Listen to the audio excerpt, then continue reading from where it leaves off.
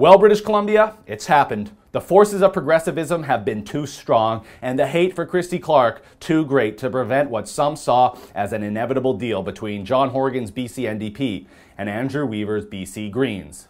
The deal was announced yesterday afternoon after a couple weeks of waiting for the final recount, which changed nothing, and negotiations between both the Green Party and the NDP.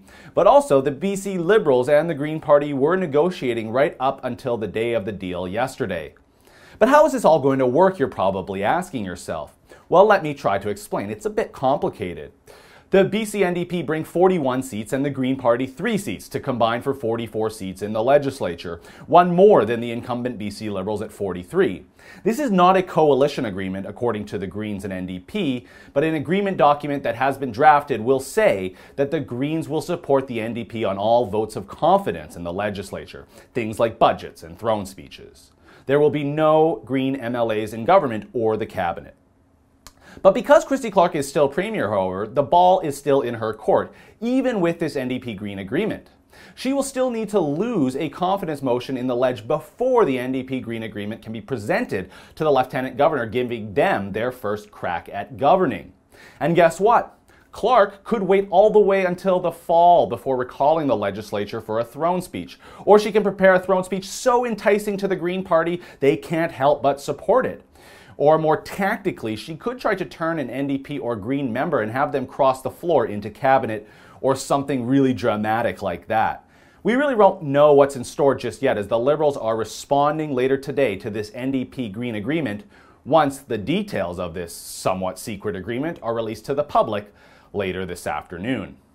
Then there is the issue of the Speaker. The current Speaker of the legislature is Linda Reid and is a BC Liberal. But there's nothing to gain for her or her party having her stay on under an NDP government supported by the Greens. So the NDP will need to find their own Speaker, one who will actually be asked to break every single vote in the event of a 43-43 tie. And beyond that, the NDP will have to whip every single vote and ensure perfect attendance on every confidence motion, otherwise their government will fall. If no party wants to put up someone to be the Speaker in the ledge, well, it could be dissolved and another election called. But also, if the NDP drift away from this agreement with the Greens, there is nothing saying that the Greens have to blindly continue their support for them if they feel like they aren't being treated fairly.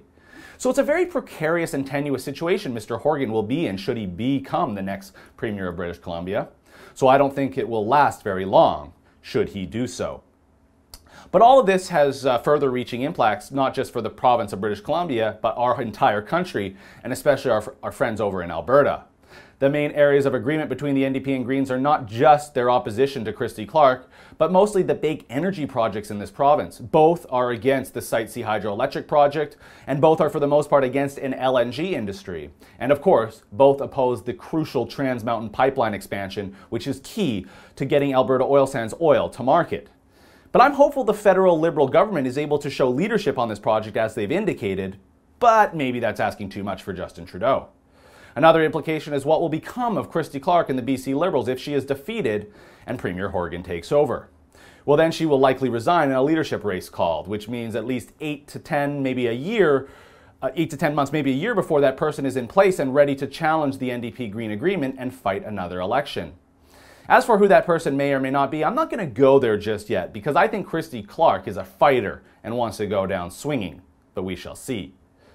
You know, during the last federal election, the Rebel consistently reported that a network of US-based activist groups worked with their counterparts here in Canada to unseat the Conservative Party and Prime Minister Stephen Harper.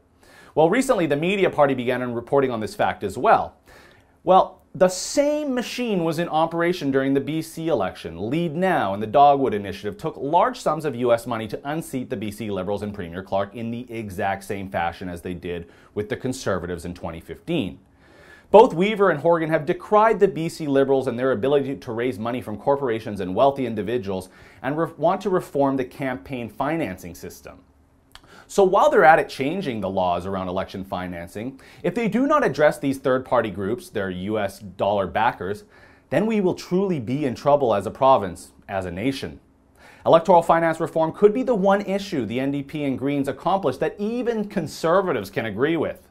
But knowing how their progressive environmental organization friends like to lobby, I'm not holding my breath. For the Rebel.media, I'm Christopher Wilson.